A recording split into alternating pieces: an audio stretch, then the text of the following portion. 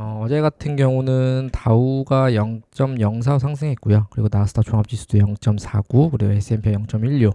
그리고 어저께는 좀 달러 인덱스와 국채도 어저 계속 국채가 4.2에서 맴돌다가 이제 4.3까지 돌파하는 좀 모습을 보였어요.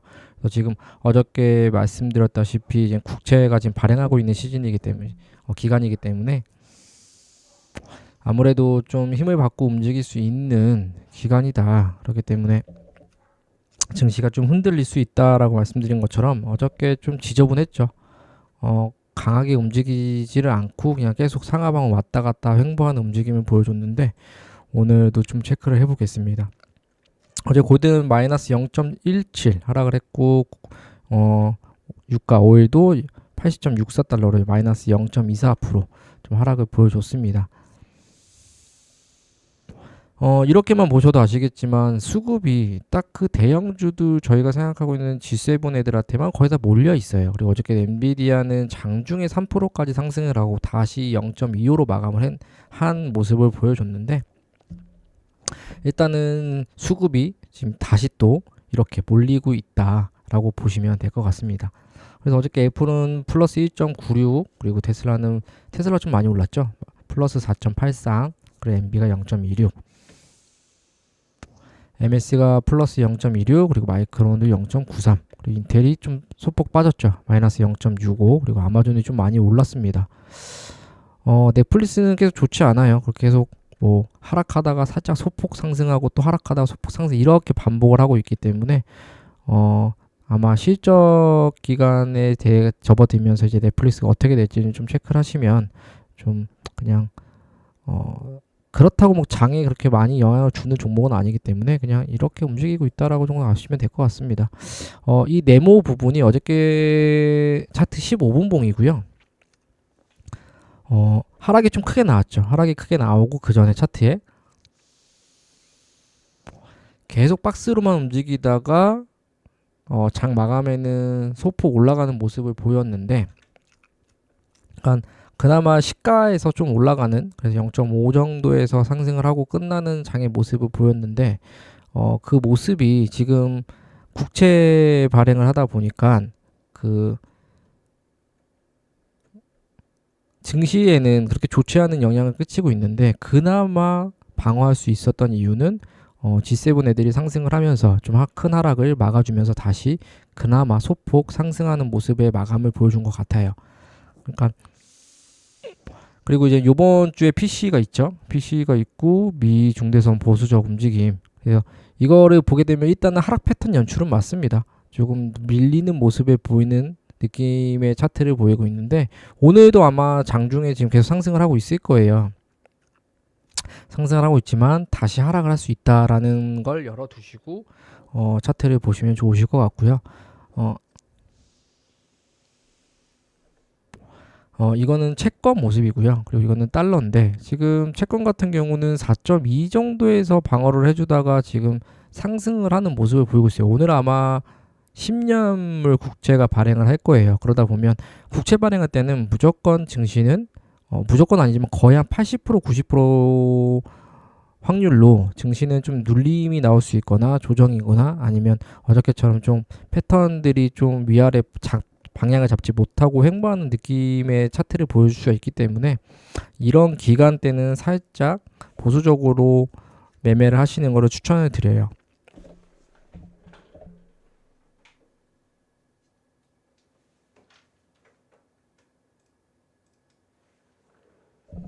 그리고 달러는 또 소폭 상승을 했죠.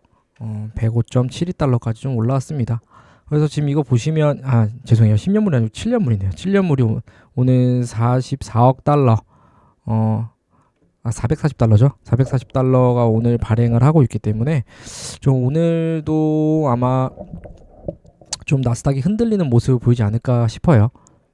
그래서 이렇게 나와 있죠. 국제금리 4.3, 달러는 105.72 올해 최고점 큰 폭으로 상승을 해줬고요. 그리고 연준 의사 미셀이라는 사람이 매파적 발언을 했습니다. 그러다 보니까 당연히 나스닥이 정신을 못 차리고 좀 위아래 흔드는 모습을 보였죠. 왜냐하면 그러니까 증시 현물은 되게 올라가는 모습을 끌고 올라가는 모습을 보이는데 이제 시황적으로나 달러와 국채들이 힘을 써서 올라가는 모습을 보이니까 증시는 살짝 밀리는 모습도였다가 또 현물이 올라가니까 살짝 또 올라갔다가 이렇게 계속 이런 모습을 보였던 것 같아요. 그래서 어제 같은 경우는 정말로 그냥 위아래 계속 움직이는 장이었다. 거의 박스장으로 움직일 정도였던 거죠. 그쵸? 이렇게. 이게 분장 시작이거든요. 그래서 그런 모습을 보였다. 그리고 어저께 마이크론 테크놀로지 실적 보고가 있었죠. 실적 보고가 있었는데 지금 실적 보고는 사실적으로는 소폭 상승은 맞아요. 소폭 상승은 맞는데 이게 아마 발표하고 나서부터 그 애프터 마켓 딱 열리자마자 그냥 쭉 빠졌거든요. 8%가. 그러니까 장중에는 0.88% 올랐지만 애프터 마켓에서는 마이너스 8%를 하락하는 모습을 보였다. 그 이유는 사실 향후에 대한 가이던스 그리고 향후에 대한 매출 그리고 EPS가 좋지가 않아요. 그러다 보니까 하락이 좀 크게 나오지 않았나라고 생각이 좀 들고요. 여기 있죠. 차익 매물이 쏟아지면서 반도체 관련주 조정같이 이어지면서 고점 논란 지속이 되고 있다. 그래서 좀 얘네들의 의견들 그냥 다른 증권사나 뭐 회사 저희가 이제 매매를 할 때 좀 중요시 볼 수 있는 것들 몇 개 갖고 와서 왔는데 데이터 트랙 같은 경우는 엔비디아가 3일자 때 10개 업종 중 8개 업종 상승이 했다. 그래서 증시에 대한 자신감을 표현을 하고 있다. 그러니까 더 올라가겠다는 거죠. 아직까지는 증시가 무너지지 않았다. 근데 CCT에서는 계속 이런 말을 해요. 좀 좋지 않은 뭐 과한 실적 기대 여름 증시 조정받을 수 있다. 그래서 기대치가 너무 높다. 하락이 나올 수 있다. 지금 같은 경우는 너무 많이 올랐다. 과매수 중이다. 라고 이제 말을 하는 거죠. 그러다 보니까 지금 의견이 되게 분분해요. 누구는 상향을 하죠. 그러니까 뭐 주식, 그러니까 현물 뭐 엔비디아나 뭐 애플이나 마이크로소프트나 이런 것들을 이제 좀 기대치를 높여서 목표가를 높이고 있는 상황인데 이제 CT는 좀 안 좋은 이야기를 계속 하고 있습니다. 그래서 이제 오펜하이머 같은 경우는 월마트, 브로드컴, 골드만삭스 등을 좀 주목해서 봤으면 좋겠다. 그러니까 지금까지 주목을 받지 못했던 아이들이 이제 상승을 좀 할 수 있지 않나라고 얘기를 하고 스티펠 요즘에 테슬라가 좀 좋죠. 계속 상승하는 모습을 보이고 있는데 테슬라 라이브 변화 주목해서 이제 목표가가 265달러까지를 본다라고 이제 상향을 높인 거죠. 그래서 밑에 거는 이거예요. 어떤 거냐 이제 지금까지 나스닥이 어떻게 S&P 어떻게 움직였나 이렇게 보는 건데 과도한 시적 기대로 썸머랠리 기간 동안 반도체 조정받을 확률이 크다. 그리고 반대로 소비주, 금융주, 정유 등 다우 상대적으로 강세가 보일 것이다 라고 보는데 이거 지금 보시면 6월달이 빵이고 7월달이 3이에요. 그러니까 실질적으로 6월달, 7월달은 전체적으로 조정이 좀 나올 수 있다라고 보시면 될 것 같아요. 그래서 다른 달보다는 6월달 그리고 여름 넘어가는 7월달 이때는 좀 조정이 나오고 이제 기간이 지나면 지날수록 그때보다 다시 상승을 타서 올라갈 수 있는 데이터 값이라고 보시면 됩니다. 그러니까 전체적인 지금까지 이제 1950년부터 지금까지요. 지금까지 이런 패턴으로 움직였다라고 보시면 돼요. 그래서 보통 연말에는 뭐 산타일이라든지 그리고 이제 연말에 이제 좀 이것저것 이벤트가 많죠. 그러다 보니까 상승을 더 끌어올리고 연초에 살짝 빠졌다가 그거 다 끌어올리고 막 이렇게 움직이는 모습들의 반복인 것 같은데 일단 6월달, 7월달은 조정이 더 강하다라고 보시면 될 것 같습니다. 그리고 이제 오늘 트럼프랑 바이든의 토론이 있습니다. 토론이 있는데 이제 공화당이 확실히 65.7로 지지율이 높죠. 그리고 이제 퍼플러 같은 경우는 이제 보통 그냥 일반 시민들인데 거의 동률이고 그래서 이제 오늘 좀 어떤 말이 나올지가 좀 궁금해요.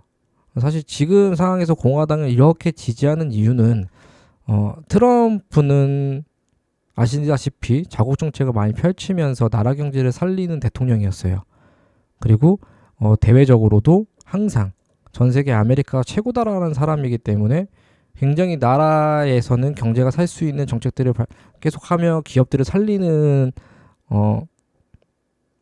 대통령이었었는데 지금 같은 경우는 바이든은 너무 좀 소극적인 모습을 보이기 때문에 지금은 공화당이 좀 더 압도적이죠. 65.7이면.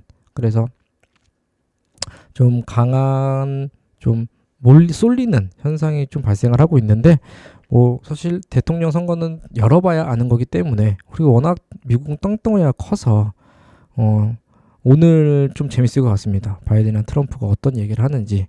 그래서 그런 거 궁금하신 분들은 이제 유튜버에 보시면 실제 지금 나온 얘기들을 바로바로 해석을 하면서 이제 타이핑 해주는 라이브 방송하는 사람들도 있어요. 그래서 그거를 좀 궁금하신 분들은 좀 보시면 아마 재미있을 겁니다.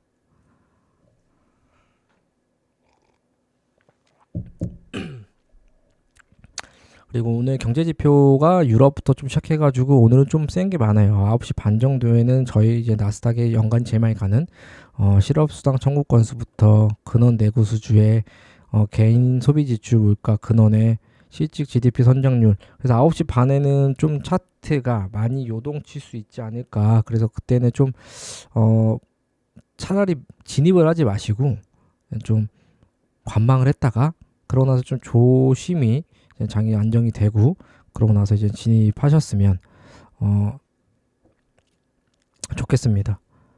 그래서 오늘 좀 중요해요. 오늘과 내일로 인해서 이제 장이 더 이제 조정을 받을 수 있는지의 방향을 잡을 수 있을 정도의 강한 지표이기 때문에 9시 반은 피하시고 내일도 9시 반은 좀 피하시는 걸 좀 권장드립니다. 미국장 시장은 여기서 마무리 짓고요. 이제 중국장에 간단하게 말씀드리면 어저께 같은 경우는 홍콩 장세지도 상승을 좀 많이 해준 모습을 보였어요. 그리고 이제 선정성 지수도 상승을 했고 상하이 종합지수도 상승을 하는 모습을 보였습니다. 근데 중요한 건 이거죠. 하락이 야간장에 너무 많이 나왔어요. 그러니까 일단 상승은 상해 기술주 되고 반등하면서 아웃포컴 상승 마감을 했는데 일단 항생 장초반 급등과 야간 선물 하락하는 상호가적 패턴이 왜 나냐면 야간에 밑달러 미국 금리 영향을 아시아 증시 약세를 예상하면서 매물이 출현을 한 거죠. 그러니까 어저께 같은 경우는 위안화가 진짜 많이 상승을 했거든요. 그러다 보니까 조금 소폭이 아니죠. 좀 많이 하락하는 모습을 좀 보인 것 같습니다. 잠시만요.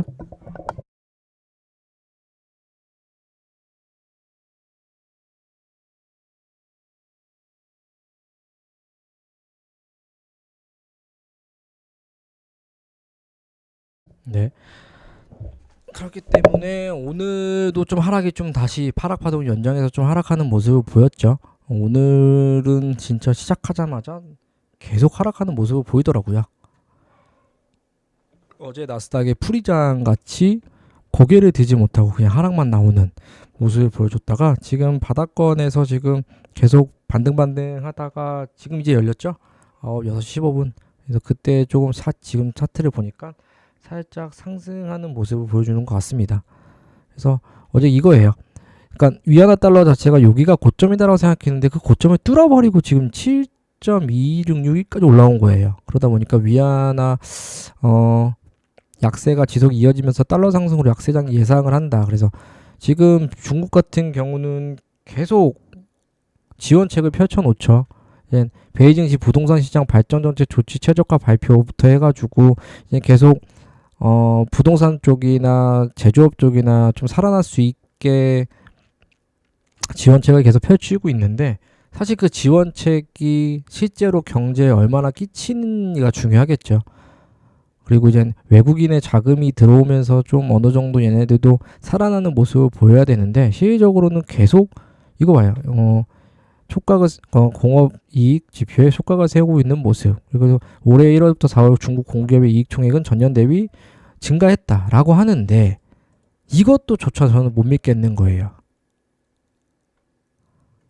사실 중국의 경제 지표의 발표는 저는 솔직히 믿지 못하는 편이거든요. 워낙 거짓말로 이제 정말로 이제 정당하게 모든 거를 지표대로 나오는 경제 지표가 아니라 조금 거짓말이 섞인 좀 경제 지표이기 때문에 외국인조차도 경제 지표에 대해서 중국 거는 신임을 하지 않아요. 그러니까 지금 다 상승을 하고 있대요. GDP도 상승했고 GDP 상승률도 높여놨고 지금 뭐 이러고 보시면 중국 공업기의 이익 총액은 전년 대비 4.3% 증가했고라고 말은 하지만 이게 진짜 맞나 라는 생각이 좀 들 정도로 좀 중국은 많이 좋지가 못한 것 같습니다. 그리고 지금 뭐 주택 구입 혜택 지원으로 부동산 시장 회복 기대라고 얘기를 하고 있는데 실제로 저번에 말씀드렸다시피 중국은 집을 살 때 내가 단돈 1원이 없어도 집을 살 수 있는 구조예요. 그러니까 100% 대출이 나오는 거죠. 그렇기 때문에 사람들이 좀 이런 지원책들을 내주고 나라에서 좀 집을 사라, 집을 사, 뭐 아니면 땅을 사서 지금 어느 정도 현금을 돌려줘라 이렇게 경기를 살리려고 하는데 실질적으로는 많이 돌지를 못하고 있다라고 보시면 될 것 같습니다. 그래서 뭐 중국 정부도 뭐 자동차 교체 작업에 111억 위안 재정 지원 전격 시행 중이라고 하는데 제가 처음부터 말씀드렸지만 유럽에서 관세를 30%에서 40%까지 받겠다라고 할 정도라면 이거를 교체 작업해서 뭐 재정을 지원한다고 해도 달라지지 않지 않을까라고 생각이 듭니다. 일단 그 나라가 경제가 살기 위해서는 그 나라에서만 도는 것이 아니라 수입과 수출이 원활하게 돌아가면서 외화를 벌어야 된다라고 저는 생각을 하는 사람인데 그 외화를 벌지 못한다면 일본 보세요. 일본은 자국민 자체에서 돈을 안 쓰고 돈을 계속 모으는 나라죠. 그러다 보니까 지금 몇십 년이 지나다 보니까 너무나 경제가 힘든 모습을 보이잖아요. 그러니까 돈을 충분히 써야 된다. 돈도 충분히 써야 돈이 도는 거고, 그리고 이제 외화벌이도 해야 그 나라가 살 수도 있고, 그 나라가 살고, 그 나라가 이제 경제적으로 세계적으로 좀 튼튼한 경제를 보여줄 수 있지 않나라고 생각을 하고 있습니다. 그래서 오늘 시황은 여기서 마무리 짓고요.